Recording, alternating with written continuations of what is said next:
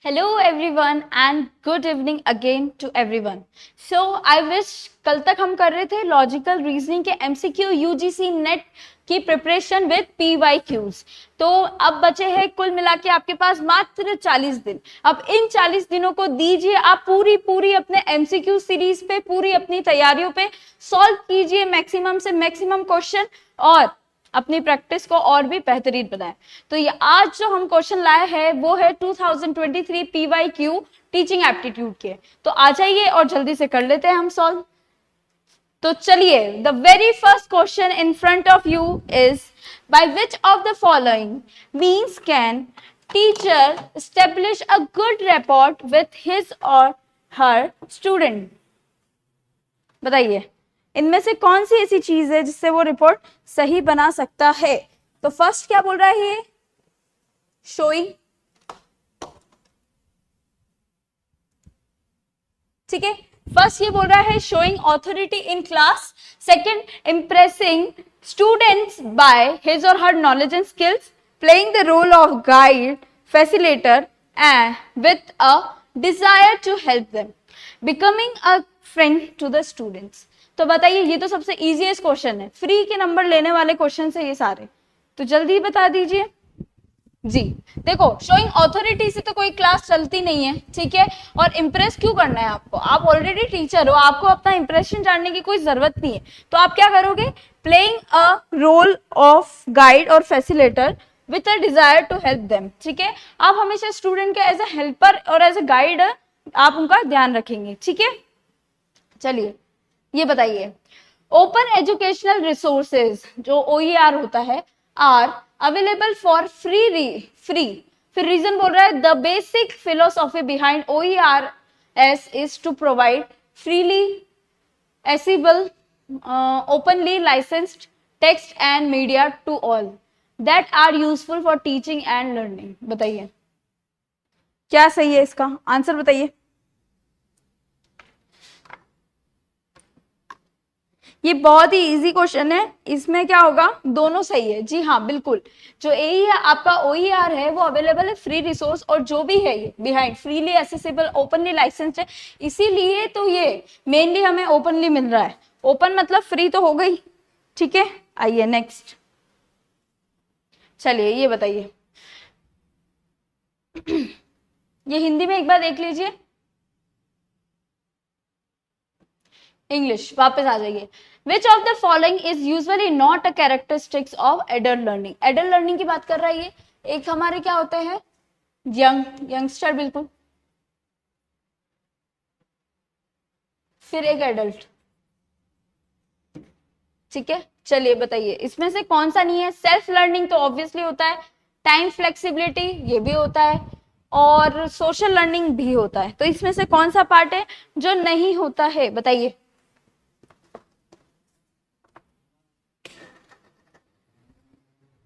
देखिए, root learning जो होता है वो आपके मेमोरी लेवल पे छोटे बच्चे करते हैं, तो ये वाला नहीं होगा, तो इसीलिए आपका आंसर क्या होगा, सेकंड, ठीक है। चलिए moving to the next, due to which of the following disabilities, ये डिसेबिलिटीज की बात कर रहा है। Learners have difficulty in understanding concept of quantity and fractions, quantity और फ्रैक्शंस की बात कर रहा है, ये हमने पहले भी पढ़े हैं। बताइए जी, जिसके अंदर कैलकुलस हो रहा है, ठीक है, ये वाला पार्ट।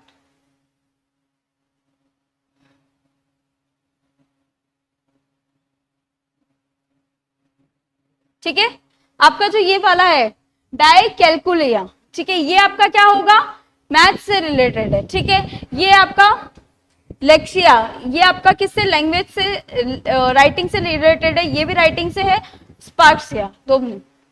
चलिए आइए नेक्स्ट करते हैं। Which of the following strategies can be used for making classroom teaching effective? First, use of suitable teaching aids, effective communication skills, asking students to write and memorize, या discussion in classroom, या using multimedia tools। बताइए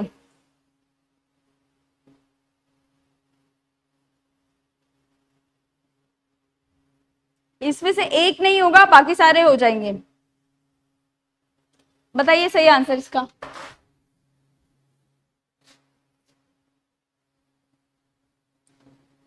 जी, अब तक तो आपको आ गया होगा। हमें इस टाइप के क्वेश्चन में क्या करना चाहिए,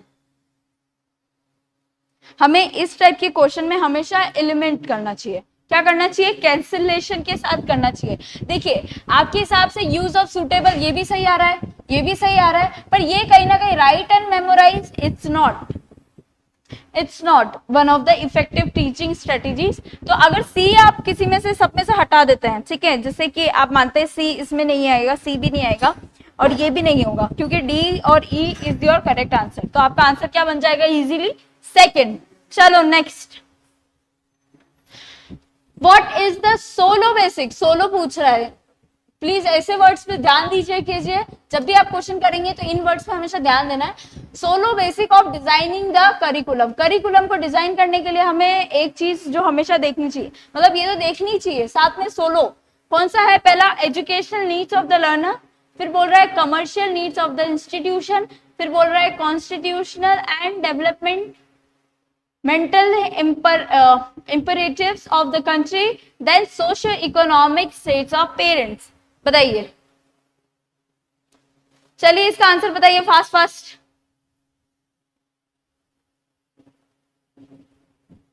जी, अब तक आ गया होगा।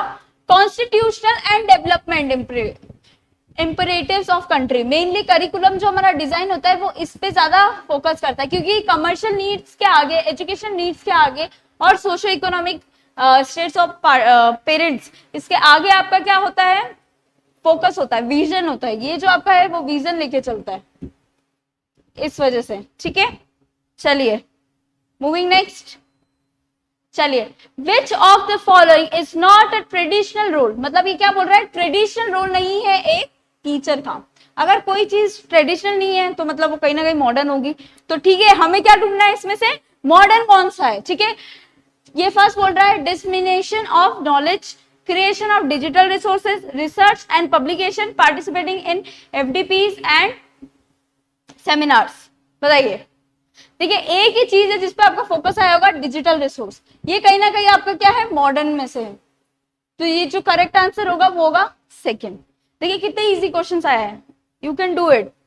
चलिए, which of the following types of evaluation is done during the teaching learning process, तो टीचिंग लर्निंग प्रोसेस के समय कौन सा इवेल्यूएशन हमें करना चाहिए, ड्यूरिंग पूछ रही है, बताइए, डायग्नोसिस, फॉर्मेटिव, इंटीग्रेटिव या समेटिव, बताओ, ड्यूरिंग द क्लासरूम कौन सा होता है।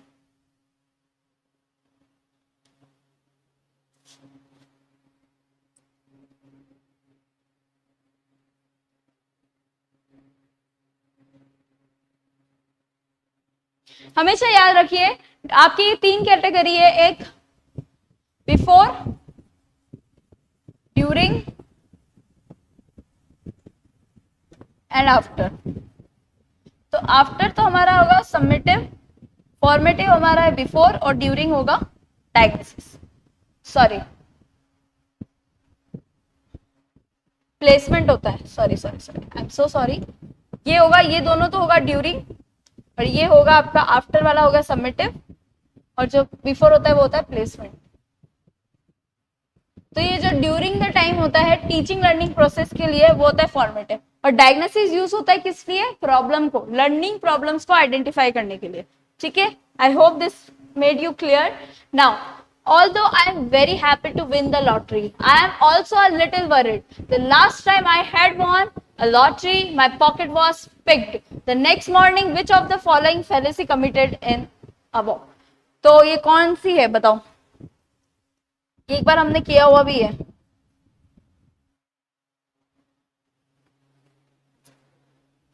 जो पास्ट में ऑलरेडी हो चुका हो उसी को लेके बैठ गए हो, तो ये फर्स्ट वाली जो आपकी फैलेसी है, that is the thing, after यानी कि पोस्ट हॉक। चलिए ये बताइए, effectiveness of teaching depends on, किसके ऊपर डिपेंड करता है, qualification of teacher, handwriting of teacher, personality of teacher, या फिर ability of teacher to explain the concept of learners. ये भी आपका one of the basic question है जो देखने को मिलता है, जल्दी बताइए।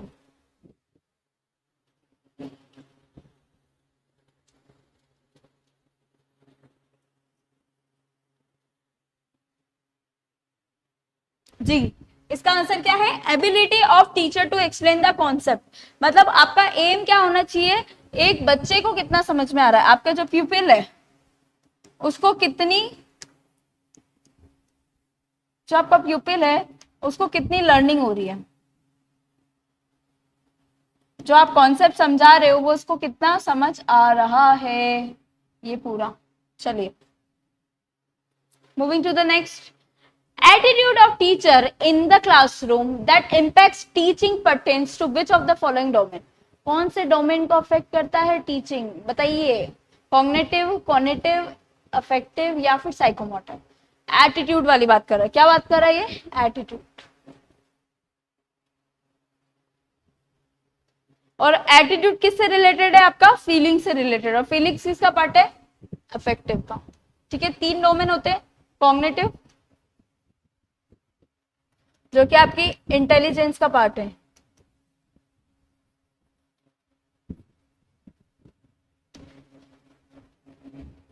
फिर आपका आता है अफेक्टिव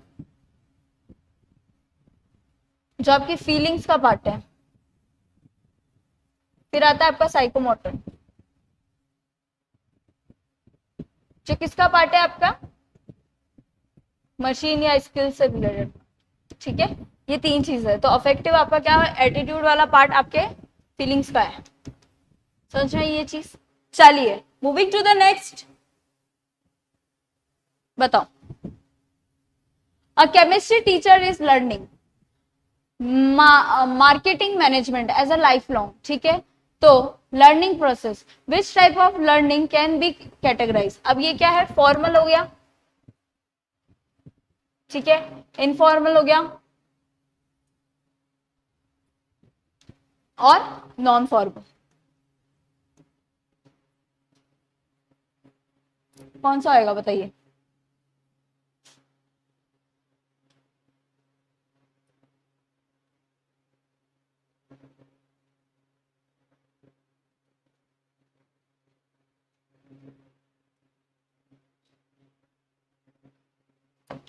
जी, अब तक आ गया होगा। It is a part of non formal, क्योंकि वो क्या कर रहा है? लॉन्ग टाइम के लिए, long time plus extra learning,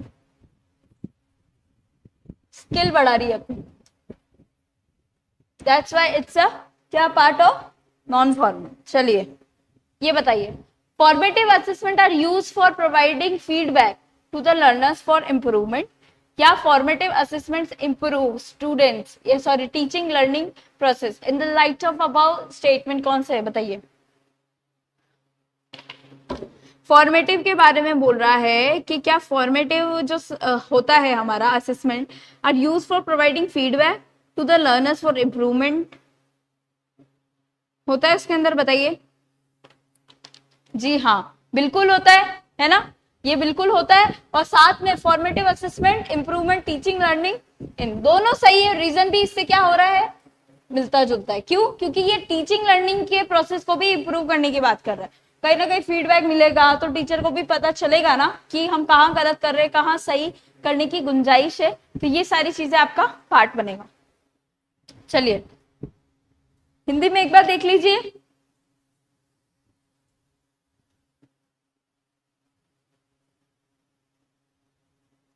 चलिए, the provision of earning credit, earning credit की बात कर रहे हैं from the option and elective course जो हमने पढ़े थे। ठीक है, तो ये किसका पार्ट है? Was introduce a higher education institute by which of the following? ये क्रेडिट वाला जो पार्ट है वो किसने दिया? ये बहुत इजी है। देखिए ये जो है आपका CBCS जो है आपका choice based on credit system, ये आपका क्या है? आपका ये पार्ट है,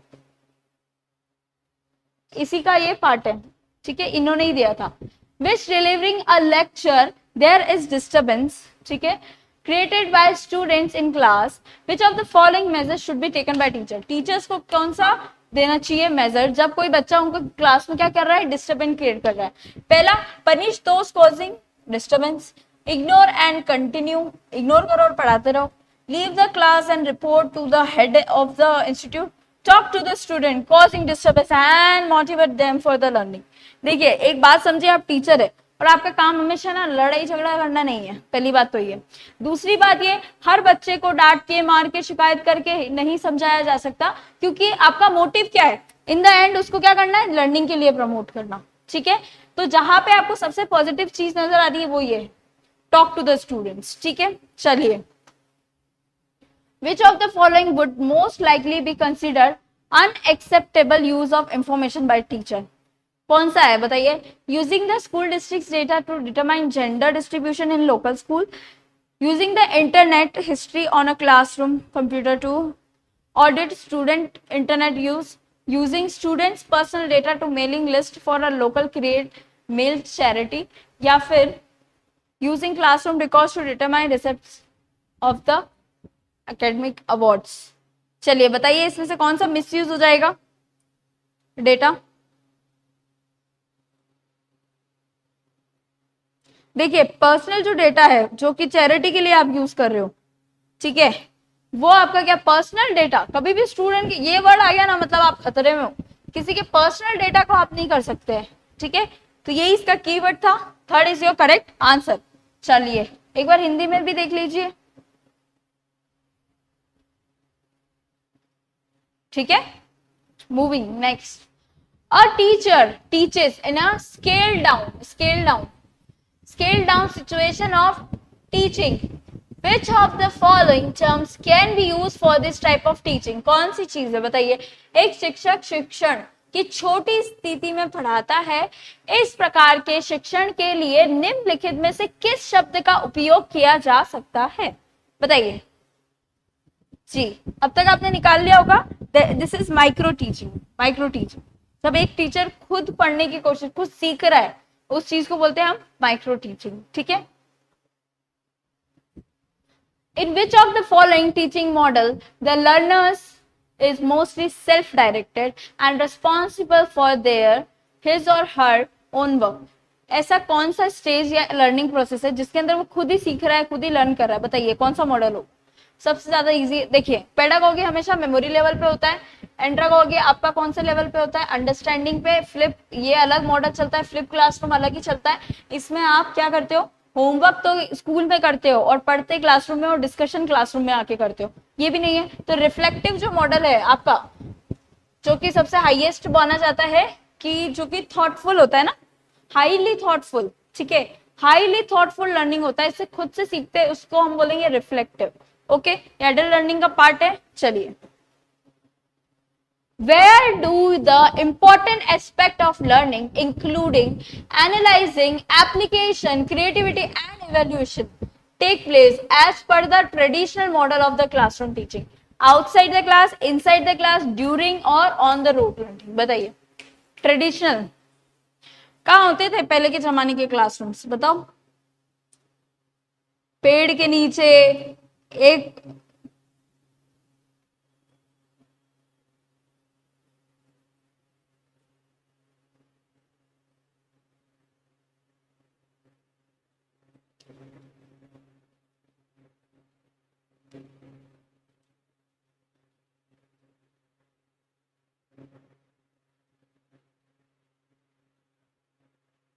yes, this is your outside.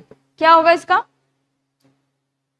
जो आपका आउटसाइड होता है ना, वहां पे आउटसाइड द क्लासरूम। जब पहले के जमाने में क्या होता था, एक पेड़ होता था, नीम का या किसी का भी पेड़ हो गया ये, यहाँ पे नॉर्मली आप लोगों को पढ़ाया जाता था पहले के जमाने में।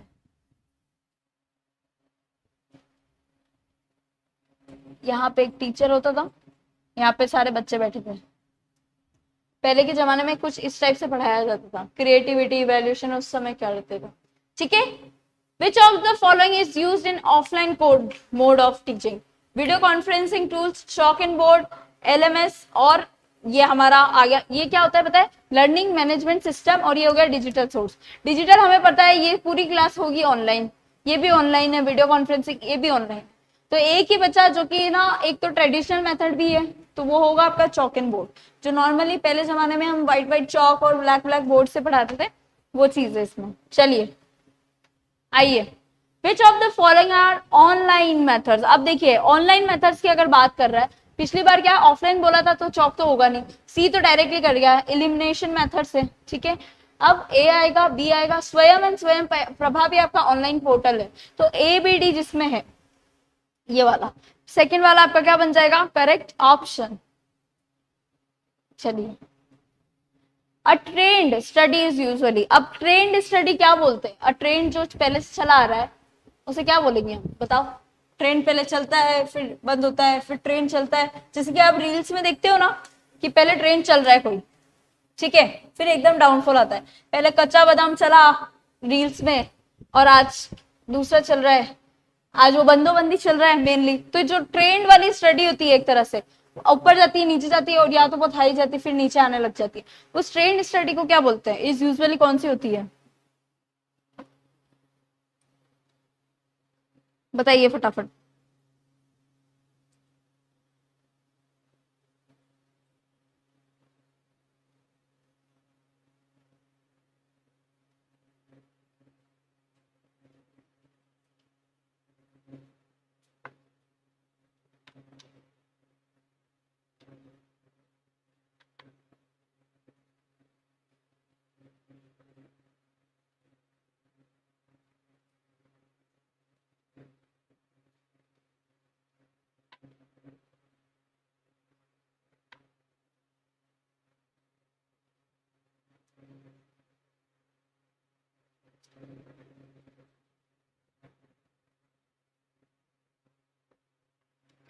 तो ये आपका किसका पार्ट है, डिस्क्रिप्टिव का, डिस्क्रिप्शन, ठीक है।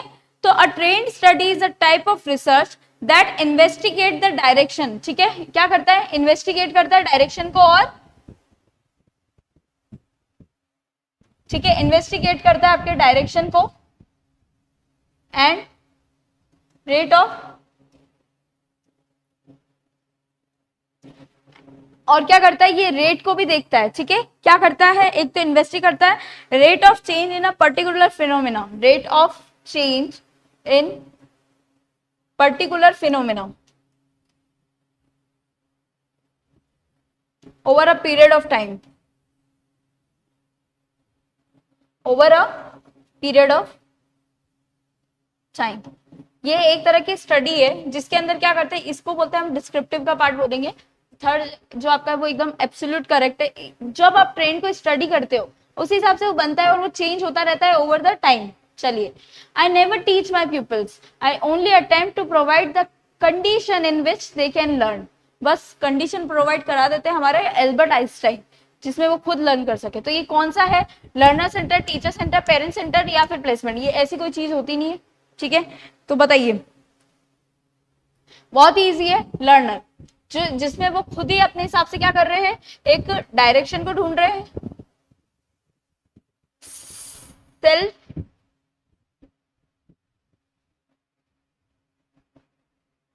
सेल्फ सॉल्विंग द प्रॉब्लम,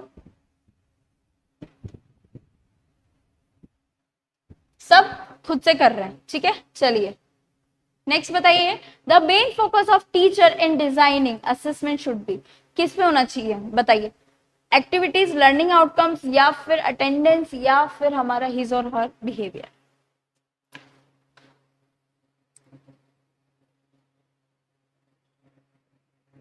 किस पे टीचर को ज्यादा फोकस करना चाहिए बताओ। ये तो बहुत इजी है आपका, दैट इज लर्निंग आउटकम, क्या है, लर्निंग आउटकम, ठीक है। हाँ, अभी मैंने बताया था कि किस हिसाब से होगा। चलिए, this is it for today, कल थोड़े टफ क्वेश्चन लाएंगे, आज सिर्फ ऐसी सीरीज ली थी ताकि आप इजी, आपका क्या वार्म अप हो जाए। कल आप रेडी रहिए मॉडल्स के लिए, ठीक है, आप रेडी रहिए मैच द फॉलोइंग्स के लिए, डायलेक्सिया वगैरह सारी बीमारी वगैरह जितने भी है और इन्वायरमेंट से रिलेटेड हर चीज को पढ़ लीजिए और कल हम फिर से करेंगे क्वेश्चन।